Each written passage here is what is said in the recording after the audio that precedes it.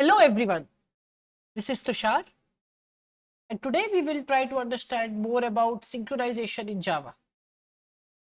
We'll start off with an actual example where we'll try to see why synchronization is required, and then we'll move towards what actually happens when we do synchronization. A common paradigm in a lot of multi-threading problems is that there is a critical resource, or maybe you can say a set of lines which is shared across different threads. And the whole story is how you can allow multiple threads to manipulate that. Let's deep dive into an actual problem and try to understand how this works. Let's think of an imaginary example where let's assume we have a class called a write table, which has a function write, which basically takes input a number and it prints out next 10 multiples of that number. So if the input is 2, the output would be 2, 4, 6, 8, 10 up to 20. Now we are also creating another class, let's say a student class. Now the student class will actually call this write table function, and let's say if we say print next 10 multiples of 5, should be able to print those. This class basically extends thread. As soon as we see it extends thread, it should intuitively come to us that we need to override the run method, because as soon as the thread starts, it looks into the run method, and we need to update the default implementation. That's why we are saying that whenever you call the run function, use the write table object and write the 10 next multiples. I've created a test table class which is very simple. All it does is creates two student objects and then starts those two threads. We are able to have this start function because this student class extends thread. So now what we can do is we can run this, see what the output is.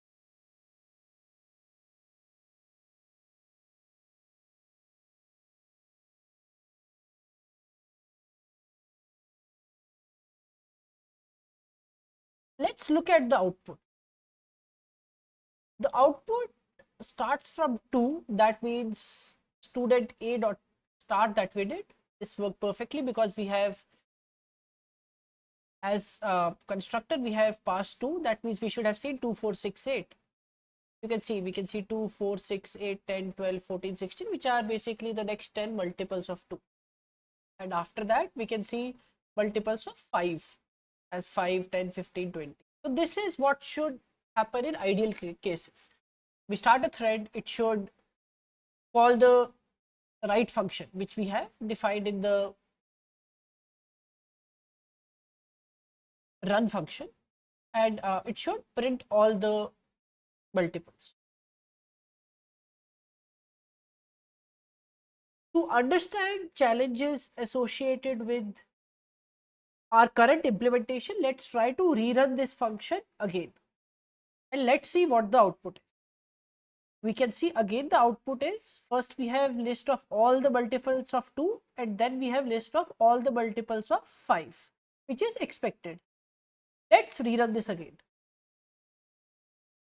Now something interesting has happened. We started off with multiples of 2, which is 2, 4, 6, 8, 10, 12, and then we can see multiples of 5 starting from 5 till 50. Before again we can see multiples of 2 starting from 14 till 20. That means that these threads are not waiting for each other to execute. We know that at any point in time only one single print statement can execute. So that means that both of these threads are competing against each other.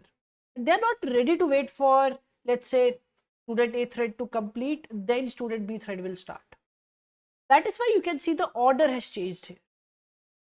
The reason why order has changed is the role of compiler is to try to reduce the total time. So if they see that there is any gap let's say a thread is taking some time to write, or there is just any gap in between any transaction or any statement, it will try to put the other thread there just to maximize the amount of work which can be done. Due to which you can see that both of these threads are executing the print statements while interfering with each other.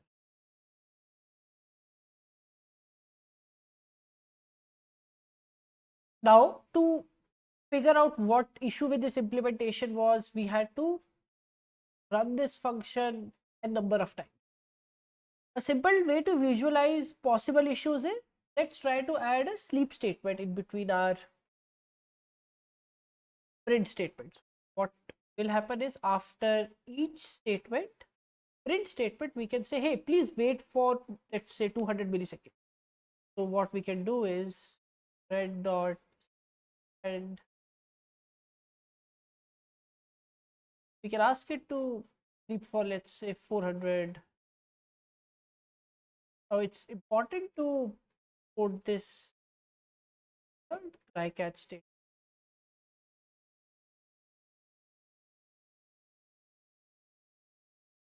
and we'll just log the exception.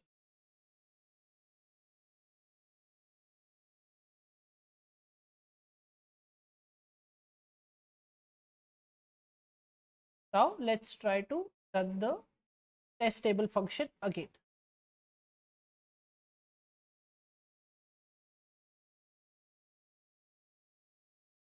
And we can see how these two threads are again interfering with each other, and they're not waiting for each other. We can see 2, 5, then these two are multiples of 5, and then we have a multiple of 2, 5 again, couple of times 2, and so on.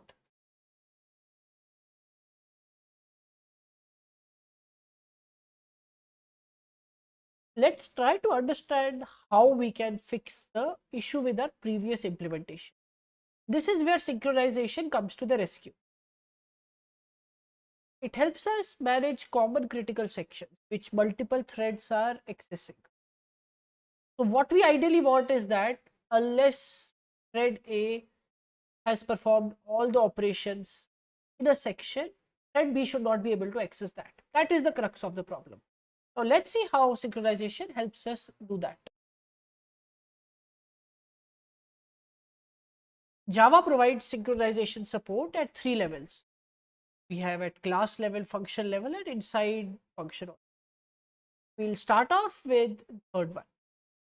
What we will do is we will wrap the implementation around with synchronization. That's synchronized. Match reference of the object.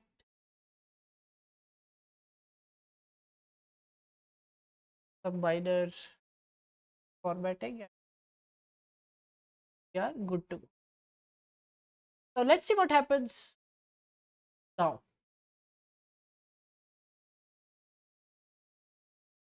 You can see that first of all the multiples of 2 were printed, and then the multiples of 5 were printed. And in between, the compiler had no option but to wait. You can see, let's do it again. I want to emphasize on the part that compiler is waiting idle. After every print, there is a small pause. That is the thread.sleep that we added. So compiler is not in rush saying that, hey, let student B thread start printing, because we have wrapped this around synchronized keyword. Now let's try to understand what this synchronized keyword does.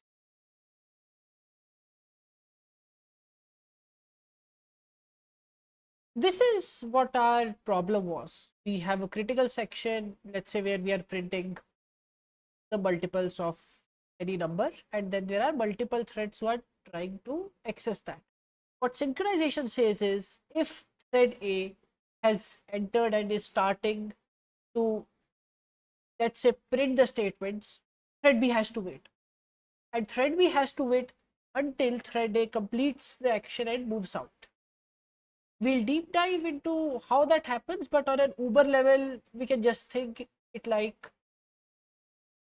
At one point in time, only one thread can hold access to that piece of code, which in our case was printing out statements, and only once the thread has completed it and left the excess of that, then only the next thread can come and start printing again.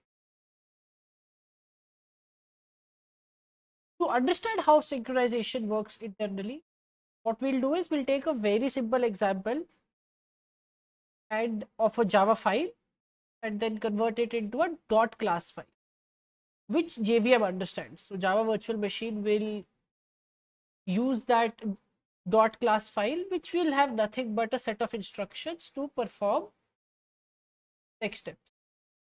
What we'll do is we'll try to understand that file and see what different happens when we add synchronized keyword. Let's take example of a very simple class. This is add numbers class. All it does is it has a function add which adds two integers and returns them. We'll try to see what bytecode instructions does this class function generate, and then we'll add synchronized to it and see what difference do we have. First, we need to build the class file for this. After that, we need to deassemble it to a format which is human readable. So now let's see what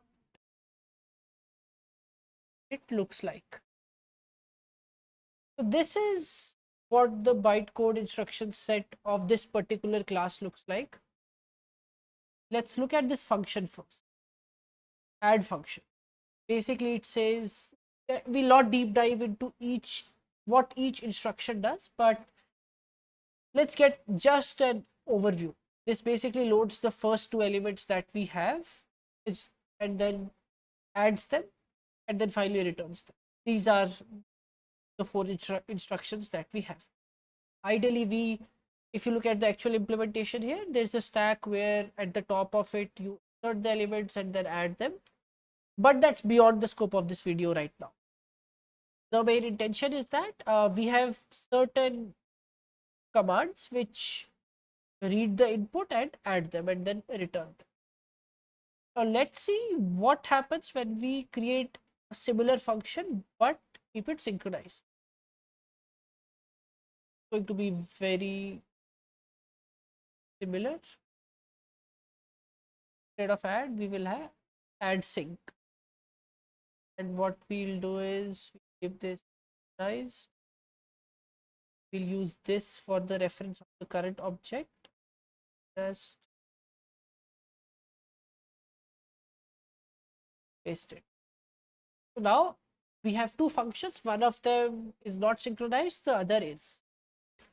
So now let's again do the same operation. Let's try to find out what the bytecode instruction set for these functions.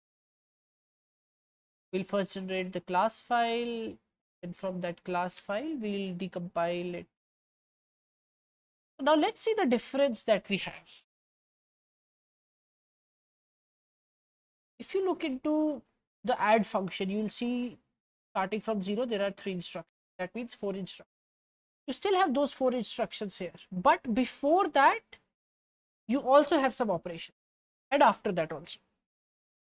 The most critical things that we need to look into here are monitor enter and monitor exit command. So these are the commands which basically say that, hey, if any thread enters this part of code, no one else can. So as soon as this monitor enter instruction is executed, whichever thread is holding this will hold this until it has exited.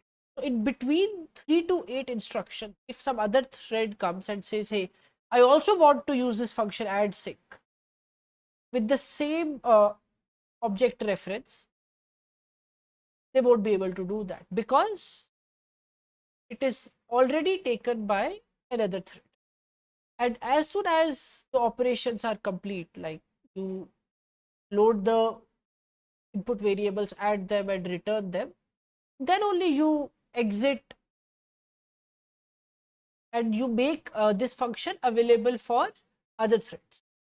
Now it's very important to note that threads can still enter the function, but they are not able to enter the return block. Let's go back to the code here.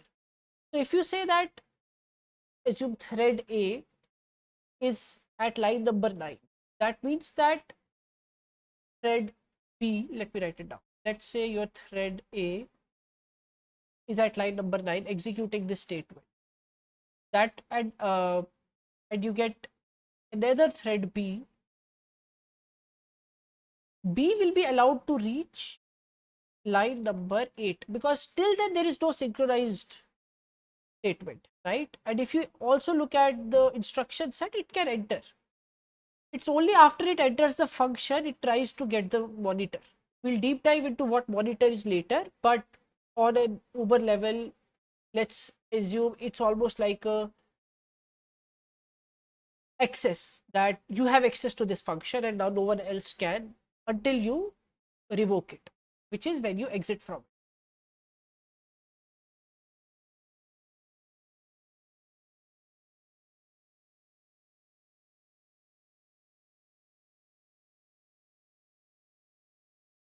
Till now, on an Uber level, we have seen that how synchronization helps thread sequentially access a section of code. In upcoming videos, we'll deep dive into monitors and logs and how all these things happen under the hood. Till now, we have only reached instruction set level. That means we saw the code and then we went to the instruction set. Now we also need to understand what happens when monitor, start, and similar such instructions are executed.